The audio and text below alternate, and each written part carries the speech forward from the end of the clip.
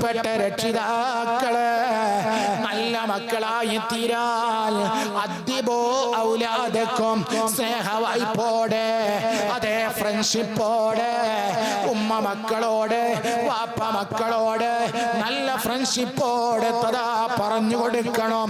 മോനെ, നീയാണ് ഞങ്ങളെ പ്രതീക്ഷ, നിന്നിലാണ് ഞങ്ങളെ രക്ഷ, നീയാണ് ഞങ്ങളുടെ സന്തോഷമെന്നൊക്കെ പറഞ്ഞിട്ട് മക്കളെ നല്ല നിലയിൽ ഉപദേശിച്ചിട്ട് സുബ്ഹാനല്ലാഹ് ഒരു ഉസ്താദിനെ ഉപദേശിക്കുന്നതിനേക്കാൾ അപ്പുറം സുബ്ഹാനല്ലാഹ് ഒരു ടീച്ചർക്ക് ഉപദേശിക്കുന്നതിനപ്പുറം സുബ്ഹാനല്ലാഹ് ഏറ്റവും കൂടുതൽ ഉപദേശം ഫലം ചെയ്യുക മാതാപിതാക്കളുടേതാണ്.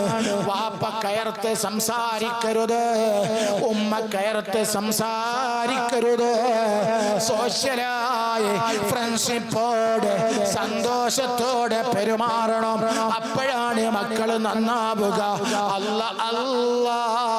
അതുകൊണ്ട് പ്രിയപ്പെട്ട മോമിനീങ്ങളെ, നമ്മുടെ നാട് നല്ല നാടാകണം. നമ്മുടെ നാട് പേര് കേട്ട നാടാണ്. ശാശ്വത സുന്ദര സാക്ഷര കേരളമാണ് നമ്മുടെ നാട്. എല്ലാ മതങ്ങളുമുള്ള നാടാണ്. കറുത്തവനും വെളുത്തവനും കുറിയവനും ചെറിയവനും അതേ മതമുള്ളവനും ഇല്ലാത്തവനും ഒന്നിച്ചൊന്നായി നിന്ന നാടാണ്. മമ്പുറം തങ്ങളും കോന്തുനായരും മങ്ങാട്ടച്ചനും കുഞ്ഞായി മുസ്ലിയാരും മാങ്ങാട്ടച്ചനും കുഞ്ഞായി മുസ്ലിയാരും ഏകോദര സഹോദരങ്ങളായി ജീവിച്ച നാടാണ്. നല്ല സുന്ദരമായ നാടാണ്. അതേ ആ നാട് നശിച്ചു പോകരുത്. ആ നാട് ദൈവത്തിന്റെ നാടെന്ന വിശേഷണം കിട്ടിയ നാട്. ഈ നാട് മയക്കുമരുന്നിന്റെ നാടാകരുത്. ലഹരിയുടെ അതേ കയ്യിൽ അമർന്നു പോകരുത്.